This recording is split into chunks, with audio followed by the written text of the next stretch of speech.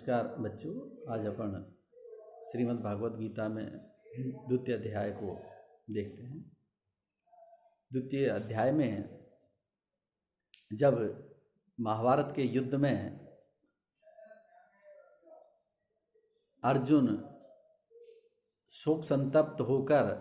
उद्विग्न होकर अपने धनुष बाण को छोड़ के और बैठ जाते हैं, तो किस तरह से भगवान कृष्ण उन्हें उपदेश देकर अपने काम में लगाते हैं, इसका इस तरह से बड़ा सुंदर चित्रण किया गया है। जैसे क्या कहते हैं,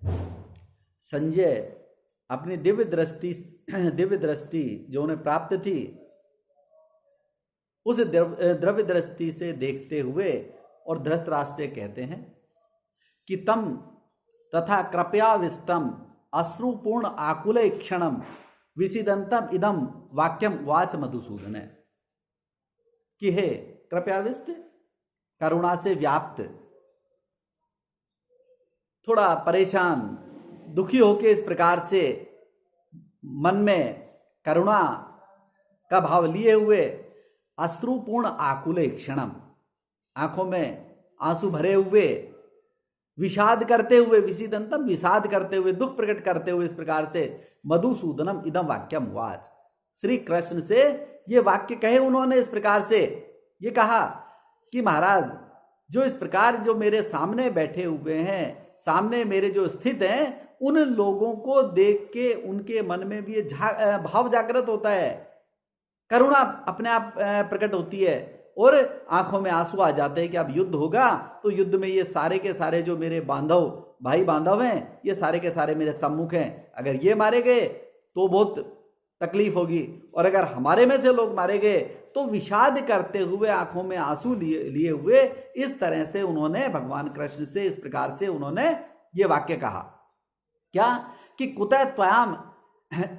कश्मल इदम विस्मय सम उपस्थितम अनार्य जुष्टम अस्वर्गकरम अकीर्तिकरम अर्जुन है, कि हे अर्जुन, जैसे उन्होंने जो बात कही, तो कृष्ण जैसे ही अर्जुन के वाक्य सुने, उन्होंने कहा, हे अर्जुन, त्वयाम विस्मय इदम कस्मल इदम कुत, कि जो तुम्हें इस समय ऐसी इस स्थिति में युद्ध के मैदान में ये तुम्हारे अंदर जो मोह व्याप्त हो गया है, ये मोह किस कारण से? इस समय जो काम तुम्हें करना चाहिए उस काम को छोड़ के और अनायास इस प्रकार से तुम जो कह रहे हो, इस प्रकार का मोह जो पैदा हुआ तुम्हें, ये इसका कारण क्या है? अनार्य जुष्टम, एक तरह से जो श्रेष्ठ जनों के द्वारा अनाचरित है, जो महापुरुषों के लिए इस प्रकार से इस मार्ग का अनुसरण नहीं किया जाता। जो उत्तम प्रवृत्ति वाले लोग हैं वो इस रास्ते पे नहीं चलते, और अस्वर्ग कर्म, और जो स्वर्ग को देने वाला भी नहीं है, जो हमारा प्रयोजन होता है मोक्ष आनंद प्राप्त करना, ये इस प्रकार का जो ये तुम्हारा मार्ग है, ये आनंद देने वाला भी नहीं है, मोक्ष वाला मार्ग भी नहीं है, ये श्रेष्ठ मार्ग भी नहीं है, अर्थात अस्वर्ग कर्म, स्वर्ग को न देने वाला अकीर्ति कर्म। और एक तरह से मनुष्य जिस प्रयोजन से जीता है कि मेरी कीर्ति चारों ओर इस प्रकार से फैले, यशस्वी होने की कामना करता है, यहां कह रहे हैं कि अगर तुम इस प्रकार का आचरण करोगे तो ये तो कीर्ति भी नहीं है, तुम्हारी एक तरह से कीर्ति धूमिल हो जाएगी।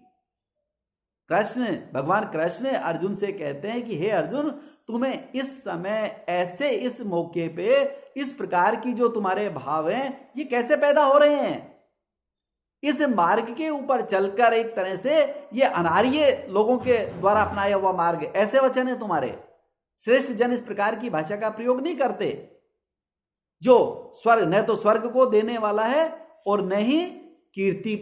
को बढ़ाने वाला है। ऐसे काम करो जिससे तुम्हारी जो कीर्ति है वो चारों ओर इस प्रकार से फैल जाए। बिना कीर्ति के, बिना इस प्रकार के काम से तुम्हारा काम चलने वाला नहीं है। इस तरह से अर्जुन भगवान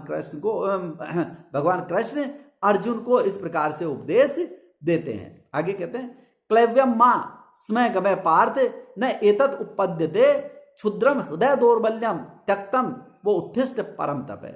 कि हे परम तपस्वी, यानी तुम इतने शक्तिशाली हो, इतने इस प्रकार के तेजस्वी हो, और तुम्हारे द्वारा इस प्रकार से मां क्लैव्यम, क्लैप्यता, नपुंसकता को। एक तरह से वो ये सोच रहे हैं कि शायद ये डर गया, अर्थात तुम्हारे अंदर इस प्रकार का डर नहीं होना चाहिए, इस प्रकार की भाव नहीं होना चाहिए। ये तत्व उपपद्यते, यानी तुम्हारे मन में इस प्रकार का भाव पैदा ही नहीं होना चाहिए, और पैदा हो भी गया तो ये तुम्हारे लिए ठीक नहीं है, ये तुम्हारे लिए उचित नहीं है मार्ग। इस प्रकार से क्षुद्रम हृदय दौर्बल्यम तत्वा, यानी क्षुद्र तुच्छ जो हृदय की दुर्बलता है इसे छोड़ दो हे परम तप, यानी तुम तो एक तरह से तपस्वी हो, शत्रुओं का संहार करने वाले हो, इतने शक्तिशाली हो, और तुम्हारे जैसा योद्धा इस प्रकार की भावना अपने मन में रखेगा तो कैसे काम चलेगा। क्षत्रिय का कर्तव्य है कि युद्ध के मैदान में आके इस प्रकार से भाव वो अपने मन में न रखे। जो हृदय तुम्हारा दुर्बल हो रहा है, मन में अगर कहीं डर है तो उस डर को निकाल दो। इस प्रकार के जो भाव है, ये भाव तुम्हें आनंद देने वाले नहीं है, ये भाव तुम्हारा इस प्रकार से कल्याण करने वाले नहीं है, ये तुम्हें स्वर्ग आदि देने वाले नहीं है, ये तुम्हारी कीर्ति फैलाने वाले नहीं है। इसीलिए हे अर्जुन, तुम इस प्रकार की भावना को, जो दुर्बलता की भावना है, उनको निकाल दो और उत्कृष्ट खड़े हो जाओ। यानी मनुष्य जब खड़ा होता है तभी उसके लिए समय प्रारंभ होता है, इसलिए